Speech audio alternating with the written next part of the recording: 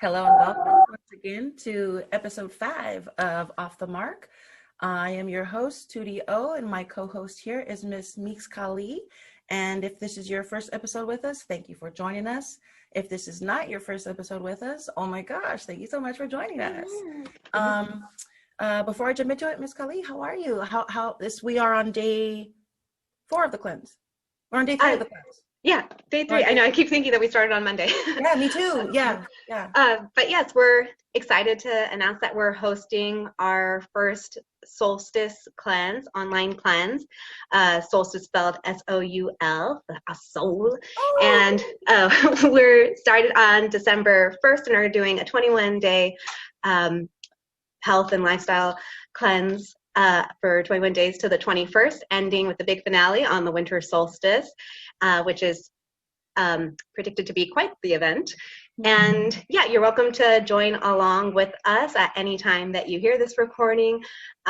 We have our link on our Off the Mark cast page and then on the solstice cleanse page as well, where you can find all the details. But yeah, how's the cleanse been going? It's been so fun. I've been really enjoying getting to connect with everybody. For me, the cleanse has been personally rejuvenating. Okay, so I had a physical today and my blood pressure was a little higher, but I also had an amazing workout right before I went to my physical. So yeah. I'm like, okay, maybe my heart rate's just a little bit higher than it usually is, because I'm starting this new regime, I suppose. Right. But yeah, so I mean, I feel great. Like I think by the end of December, by the 21st of December, I can almost imagine an entire change when it comes to the blood pressure situation and being able to keep these habits of continuously hydrating myself and just the meditation and the exercise and the hiking, which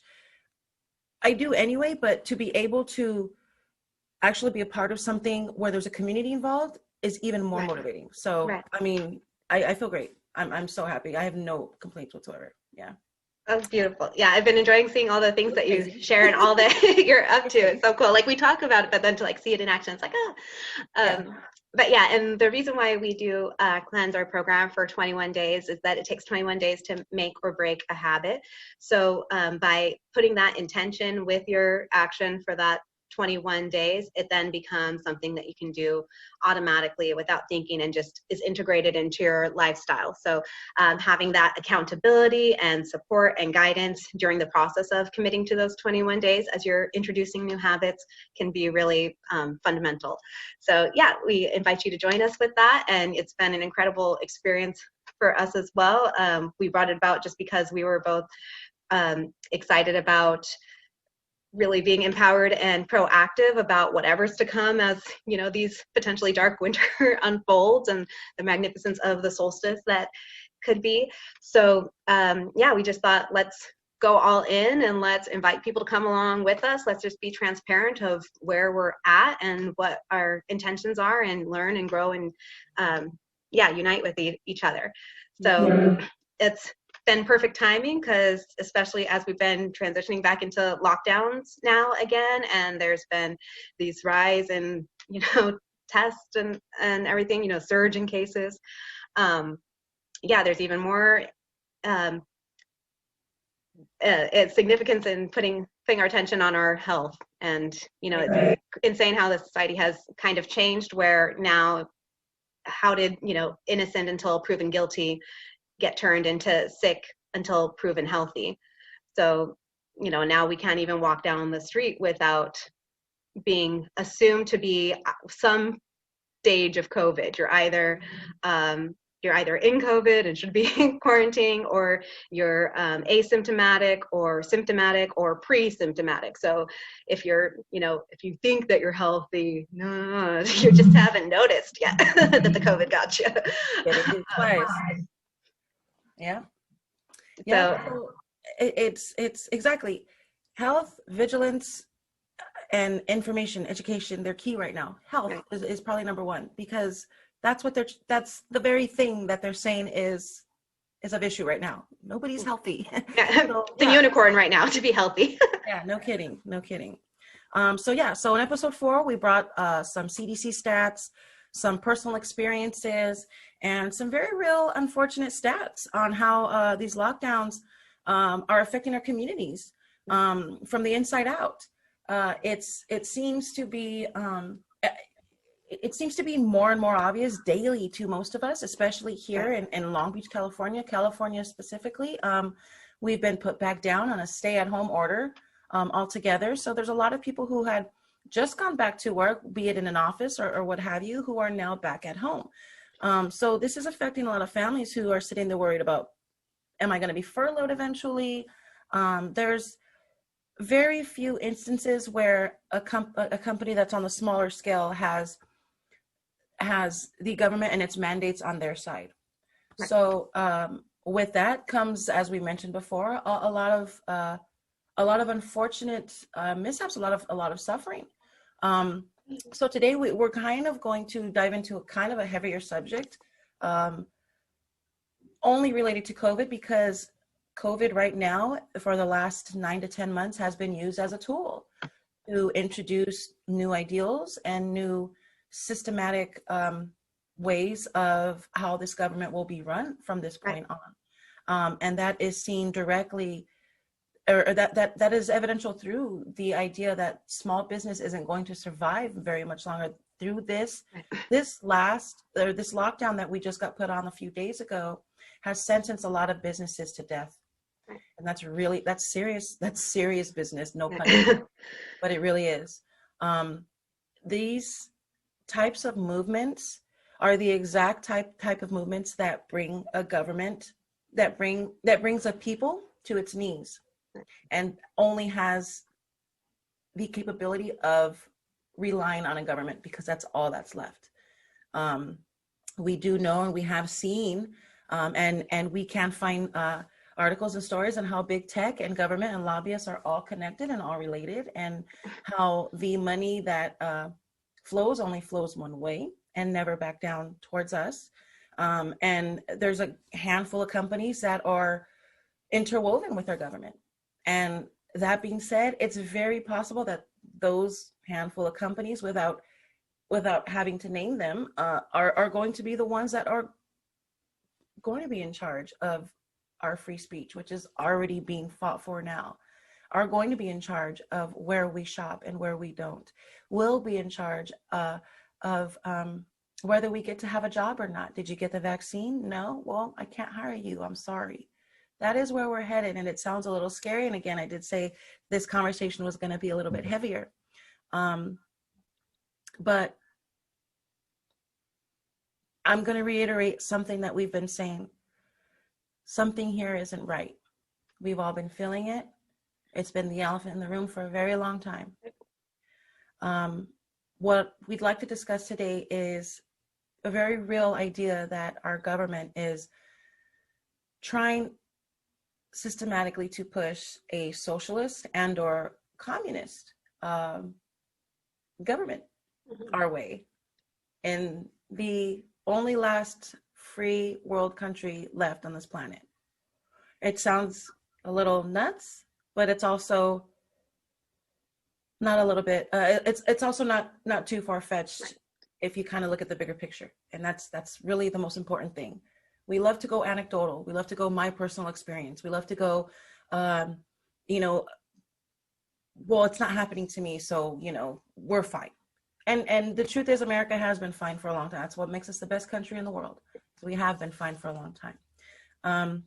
Before we get into it, I want to give you two separate definitions on socialism. First one being the fundamental definition. Socialism, the political and economic theory of social organization, which advocates the means of production, distribution, and exchange should be owned or regulated by the community as a whole. Which basically, it sounds beautiful on paper. That means I get a piece of the pie no matter what. It sounds amazing. The only problem with that is if you really look into it, if I went into your home, stole your paycheck or stole your husband's paycheck, and I gave it to the poor, it's still stealing, no matter how you look at it. And that's exactly what socialism is. It's taking something away from somebody that was hard-earned and giving it to somebody who didn't earn it. Now, again, me even just saying those words sounds really, really harsh because I'm a giver. I have no issue with helping anybody, but that's not what socialism is. It's not giving. Here's the Marxist definition of socialism, which I found a little bit more interesting and a little bit more closer as to what we're going through now. The Marxist definition is a transitional social state between the overthrow of capitalism and the realization of communism. Oh, wow. So, yeah, so that blew me away as well. It gave me the chills. So it's interesting to see that while we're still free market, free country, free enterprise at the moment, the monopoly is right above our heads and above our shoulders. And I know we all see it. And the relation between COVID and a systematic removal of the government and the republic that we have now is that it's being used as a tool, as fear, as this idea that if you don't comply, then you're not being safe. Therefore, you're not a good human. You're not being a good American. It's virtue signaling. Exactly. That's step one into what we went through in before World War II. Let's put it that way. Miss Kelly, what are your thoughts? Like, you have some stats actually that I kind of want you to read, if you don't mind, about the big guys and small companies. We've mentioned on a couple episodes now how there's been this transference of wealth and power to conglomerates and away from small businesses that, plenty of small businesses have been shut down, and it's very unlikely that many of them will be able to sustain through the lockdown or ever reopen if they have been shut so far. But there has been a significant wealth increase during the pandemic for founders / CEOs of Amazon. Has grown 91 billion, Walmart 38 billion, Google 37 billion, Microsoft 33 billion, Facebook 28 billion, Nike 8 billion, Apple 8 billion. But small businesses, in contrast, collectively lost over 200 billion. So you can almost see the add up of numbers of it just went from one place to another. And it's no secret anymore that there is such a thing as lobbyists. Lobbyists are in bed with our government, and actually even the U.S. government, it has become a corporation, and the one that we're relating to and functioning under has been a corporation since 1871. So we, even as citizens of this government, are corporate employees of it. There still is that relationship to the land underneath that, but we have to, navigate through all the law and legalese to get back to the most foundational doctrines of relationship of people to land. And what everything of socialism with this objective has been to insert mediators and middlemen between ourselves and our relationship to our creator and our earth, or our sustenance that gives us life and an opportunity to survive.